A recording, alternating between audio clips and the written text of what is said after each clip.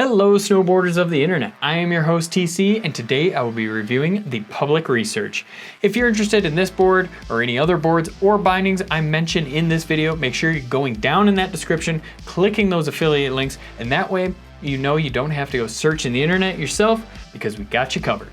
This board is equipped with Public's Mountain Alert camber profile, so what that means is in between your feet, all the way out past the inserts, you're gonna have a true camber with rocker on the nose and a little bit shorter rocker section on the tail. So what that's gonna do for you is that's gonna give you all that drive, pop, and power out of the camber section, and that rocker section in the nose and the tail are gonna help with ease of entry in and out of turns, and it's also gonna help with float when you do get into that fresh powder. The public research is offered in a 154, 157, 160, and a 160 wide. I rode this board at Loveland ski area where it was a straight up pow day. They called for 2 inches, the snow stick said they got 2 inches, the mountain said totally different. When I pulled up there, I saw people pretty much going down in knee-deep powder, and it stayed that way throughout the day. It just kept snowing. They shut down both sides of the tunnel, so I was stuck there until after close, but honestly, I wasn't really that worried about it because of how good of a day it was. I just had the greatest time ever. In the trees, you could still feel some of the bottom there where it was warm the day before, kind of crusted everything up, and then once we got dumped on, you could pretty much just punch through in the trees and feel the bottom there. But once you got out to the main run, it was amazing. It was a straight up pow day of that knee deep pow, and I'm super happy that I had this board for it just because of how deep it was. It was one of the best days. Actually, it was the best day I've ever had at Loveland because you guys know I don't go there often. I try not to go to that side of the tunnel because we have all the good stuff on our side, but overall it was still a great day. Like, I can't say how good of a day it was because I can't express that into words, but I used my Ride Fuse boots and my Jones Mercury phase bindings. When we're talking overall flex on this board, it is coming in at stiffer than the middle of the road, but it does have that directional flex to it where the nose is going to be quite a bit softer than it is from underneath your front foot all the way through the tail. So this is coming in at about the middle of the road, and this is definitely stiffer than it. And that torsional flex just matches pretty much that stiffness from under your front foot all the way through the tail. So you're gonna work a little bit harder to torsionally flex this thing, but it's not gonna be like you're trying to flex a piece of plywood underneath your foot or anything like that. You're still gonna be able to do that. As we talk about the stability of this board, it is crazy stable. Like, I was able to pretty much charge through anything and not have to worry about it, where even when I wasn't in the trees and I was just riding along trying to just cut a deep trench in there and felt the bottom, it was just like, oh, I can hear that I'm on the bottom, but I really can't feel that I'm going over all that nasty, icy stuff really. So overall, it is on that damper side. It has a little bit of lively tendencies to it, but nothing too crazy. This board, when we're talking always popping power, whatever you want to say, it's got the juice to it. It's, I would say, 1 tier below To the Moon, so you're gonna stay in the atmosphere, but you're still getting up there with it for sure. Where this tail really loads up well. So when you shift that weight back, everything you put into it, it's gonna give it right back to you. So you don't have to worry about like, oh, I'm putting everything I got into it and I'm just pretty much using all of my back leg to power through. You don't have to worry about that. It's gonna help you get in the air. And as you go to the landings, the nose, especially in powder, really wants to stay above the snow. So when you do land, you don't have to really focus on just going straight back foot heavy. You can kind of make it a little bit more even. I would say still try to land a little bit more back seat, but you don't have to nearly as much as you would on, like, say, a true twin board, anything like that, where it feels really stable on the takeoffs and the landings. And it's just a fun board to get in the air. It's not too directional where you're like, I don't have a tail or anything like that. As you can see, the tail is pretty sizable, so you don't have to worry about it. It feels nice. It felt really good actually to me, like especially landing in powder. It was super fun. Like, this board does really well getting in the air, so you don't have to really worry about working too hard or just having it buck you, like if you're not paying attention too much. So just keep that in mind. It has that standard snowboard pop to it where you're not really working too hard, but you're also not gonna have to work too little either. Since I have you here and you're enjoying this video so much you're gonna go watch another, you might as well like, subscribe, click that bell, and turn on those notifications so you don't miss any of our scheduled programming.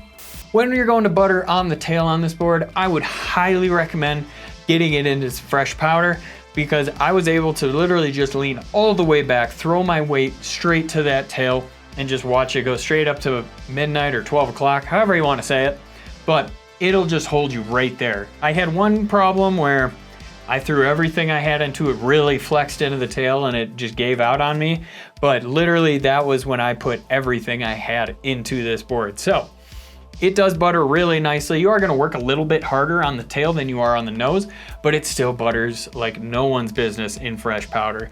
And the same goes with the nose, where you don't have to quite shift your weight as much to get it to butter on the nose, but you are still gonna shift it a little bit more. When you're on a smooth groomer, you could totally just butter it as usual, just keep it just pretty standard, shift the weight over.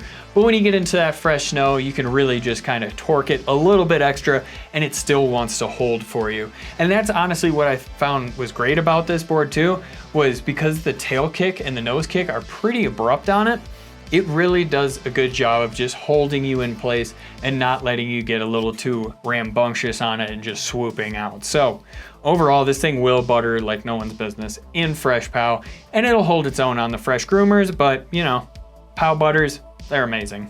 This board carves extremely well, especially when you're at speed. Like, I would recommend riding this board a little bit faster than just cruising along, just because it makes it easier to turn. Especially on those short, quick carves, I noticed that it does want to just have a little bit of a lag to it, especially if you're going slower. So just make sure you're going a little bit faster and this thing will get right over for you, no problems. It'll hit those medium and large carves with zero issue, even if there are some push piles or just some chunks of snow in your way, it's gonna want to barrel right through those. So you don't have to really worry about that. And yes, it will Euro carve. I had to find a section at the bottom, pretty much by the chairlift, that was groomed, and I just Euro carved around the slow sign. It'll do it for you. It handled it for me. You can either shift your weight back onto that tail, let the tail do the powering through, or you can just keep it nice and centered and just kind of drive off your back foot. Either or, it's really up to you. It's gonna handle it for you, zero problems. I actually had a really good time carving this board. It'll hold an edge well. It'll make those longer carves. If you want to cut it short, it'll do that for you, no problem. I didn't have any issues with that nose just trying to fold on me or anything like that. So just keep that in mind. Feel free to power through any carve on this board. Just do it at a little bit faster speed. Rider in mind. This board is made for that more advanced rider that wants to pretty much just go all mountain. They want to go hit the rock drops. They want to go just ride the trees. They want to go find some fresh powder. They pretty much want to do everything all mountain, and that's what this board is great for. So if that sounds like you, this could be your board. If you're looking for another way to get involved in the Angry Snowboarder community, head on over to Angry Snowboarder VIP. What is it, you might ask? Sure, I could explain it here, but we have a great video over there getting into it really in depth. So, the day I rode this board, went to Loveland because it was an honor pash day, so went out there with a bunch of homies, gonna ride, have a great day. Open up my trunk, I'm super excited. I see my boots, I see my bindings, I open my board bag, shit. I forgot my board at home. So, walked around the parking lot, asked a few homies, hey, you guys got boards? Luckily, Nick from Base Mountain Sports, I would highly recommend going in there. Huge shout out to Nick and Base Mountain Sports for this. He had a 160 for me in his car, brand new, ready to rip. And he goes, yeah, I got a board for you. So he let me ride his 160. This one that I'm reviewing with, I got from the rep. This is a 154. If I would have had this that day, I would have been sinking everywhere. With how deep that snow was, I needed that 160 just for the sheer volume of it, and it was amazing. I think that board helped me out so much in that day. So again, huge thank you to Nick at Base Mountain. If you guys need to pick up your own version of this board, go on over to Base Mountain, pick it up from them in person, or just click that affiliate link down below and they'll get you all covered, squared away there. But overall, I did love this board. It was a great board for the day. I was able to charge on it. I was able to just have like some cruisy turns. This thing handled the powder extremely well throughout the day. Even when my legs were starting to get cooked, this board just kept me going and just made it a little bit easier for me. So I absolutely loved this thing. Hats off to Public, Joe Sexton, for making this. This board was great. This is definitely a directional board that you should have in your quiver. If you don't have something that medium stiff, I think you should pick one of these guys up, and even better, go pick it up from Base Mountain, because those guys rock. Comparable boards: the K2 Passport, the Jones Stratos, and the Nidecker Alpha APX. Recommended bindings: the K2 Edition, the Jones Mercury, and the Rome Katana asymmetrical wrap. As always, guys, I've been your host TC, and this has been my review of the Public Research. If this just doesn't sound like the board for you, or you need to do a little bit more research, why don't you go check out one of the comparable boards, and that way you know you're getting a board that you're absolutely gonna love.